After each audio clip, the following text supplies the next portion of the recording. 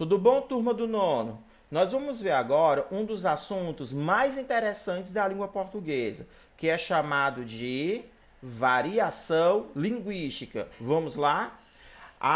As variações linguísticas reúnem as variantes da língua que foram criadas pelos homens e são reinventadas a cada dia. Dessas reinvenções surgem as variações que envolvem diversos aspectos: o histórico, o social, o cultural, o geográfico e entre outros. O histórico por quê? Porque a língua ela se modifica de acordo com o tempo. Do mesmo modo como se escrevia e falava lá no século XV, não é como se fala hoje em dia.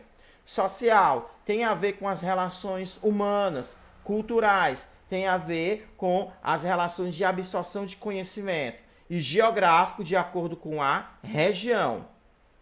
No Brasil, por exemplo, é diversa a variação. Por quê? Porque o nosso país ele tem tamanho continental. Se você for percorrer, tiver a oportunidade de andar pelas regiões brasileiras, você irá perceber que em alguns momentos se falam da mesma coisa, só que com palavras diferentes. Isso é chamada de variações linguísticas. Vamos à primeira delas. Olha aqui um exemplo que eu coloquei. Ei, e aqui não posso nem pensar nisso. Quem me dera, eu vou te estudar muito, até me formar numa universidade. Daí vou arrumar um trabalho que ajude as pessoas a viver melhor. Percebe-se que aqui é um regionalismo, é uma linguagem tipicamente de algumas regiões interioranas, não de todas, de algumas. Muito cuidado. Vamos agora à primeira variação, que é a variação geográfica ou diatópica. Está relacionada com um local em que é desenvolvida, tal como as variações entre o português do Brasil e os de Portugal. Quando eu falo geográfica, é de acordo com a região. Olha aqui, no Brasil é chamado de celular, em Portugal é telemóvel. No Brasil é ônibus, em Portugal autocarro. No Brasil é chamado de trem, em Portugal comboio. Significa dizer o quê? É o mesmo objeto que possui nomes diferentes de acordo com a região. Por isso que é chamada de variação geográfica ou diatópica. Vamos lá? Agora nós temos a variação histórica ou diacrônica. Olha aqui o exemplo. Veja que belos movimentos elípticos fazem essas ondas. Meu caro amigo, pega-las laemos nesse instante ou mais tardiamente. Essa expressão, pega-las emos, não é tão utilizada nos dias atuais. É utilizada até o século XIX, século XX, ou em textos extremamente formais. Por que é histórico-diacrônica? É quando você pega um texto escrito num formato muito antigo e compara com o atual. Por esse motivo que é chamada de variação histórica, que muda de acordo com o tempo. O exemplo mais clássico é o você. Antigamente era vossa mercê, depois ficou vós mercê, e hoje você, e em alguns momentos até o cê. Compreenderam? Agora nós vamos ver a variação social ou diastrática. É percebida segundo os grupos ou classes sociais envolvidos, tal como uma conversa entre um orador jurídico e um morador de rua. Basicamente, a variação social ou diastrática é aquela linguagem específica de profissões. Olha aqui esse exemplo. De acordo com o laudo, você está com um processo de intumescência resultante de lesão inflamatória e necrose subcutânea. Ou seja, ele está falando de uma linguagem bem técnica, que no final nada mais do que é um furúnculo. Observem bem que é um tipo de linguagem que é mais ou menos assim o seguinte: a linguagem médica, a linguagem de um advogado, que são expressões específicas de um determinado grupo social em que eles interagem entre si, mas elas não são comuns ao grande público. Por esse motivo que é variação social ou diastrática. Agora vamos ver a situacional ou diafásica.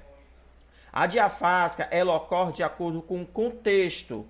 Por exemplo, o emprego das gírias. Vocês sabiam que a comunidade surda ela não consegue entender a gíria porque ela depende de um contexto, ou seja, precisa se ouvir muito com a audição? Observe bem que eu coloquei aqui essa linguagem, como é que seria a sinalização de levar o cano, que é uma gíria. Ó, mão esquerda em S, palma voltada para baixo, apontando para a direita. Mão direita em Y, palma voltada para trás e à frente da mão esquerda. Mover a mão esquerda para trás até o mindinho tocar o queixo. Significa ficar esperando em vão. A comunidade surda ela entenderia dessa forma. Mas a gíria é levar o cano. Significa dizer o quê? Que necessita de uma situação, de um contexto. Por esse motivo que as gírias ela está dentro da variação situacional. Porque eu posso utilizar uma gíria em um determinado local e em outra pessoa não compreender. Estamos entendidos? Agora, nós temos a linguagem formal e a informal.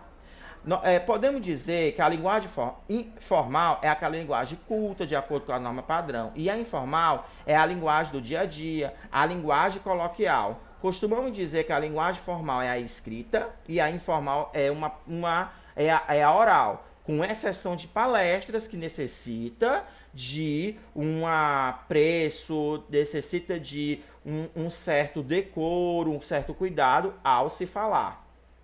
Observe que as variações linguísticas são expressas geralmente nos discursos orais. Quando produzimos um texto escrito, seja em qual for o lugar no Brasil, seguimos as regras do mesmo idioma, a língua portuguesa, porque a variação linguística é um fenômeno da oralidade. Quando você vai colocar no papel, você tem que seguir as regras da norma culta brasileira.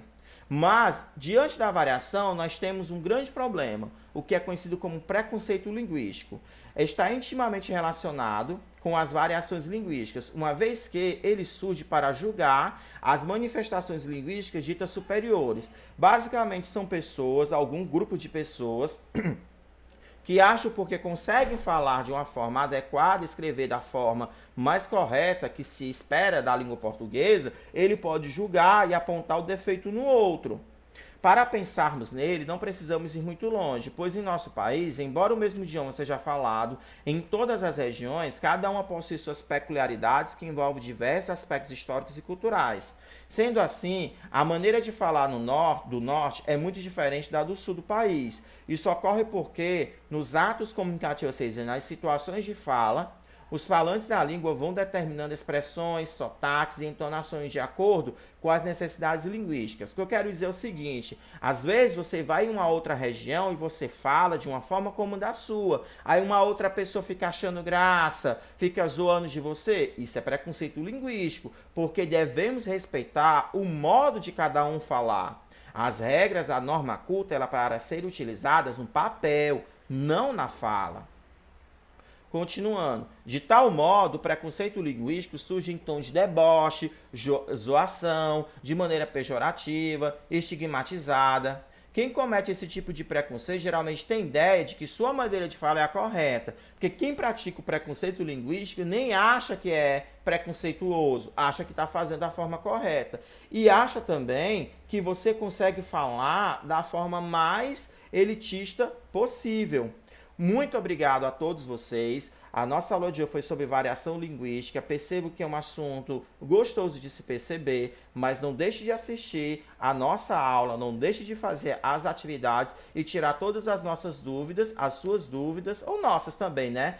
As dúvidas são comuns a todo mundo, nos nossos grupos de WhatsApp. Um grande abraço do professor Galeno.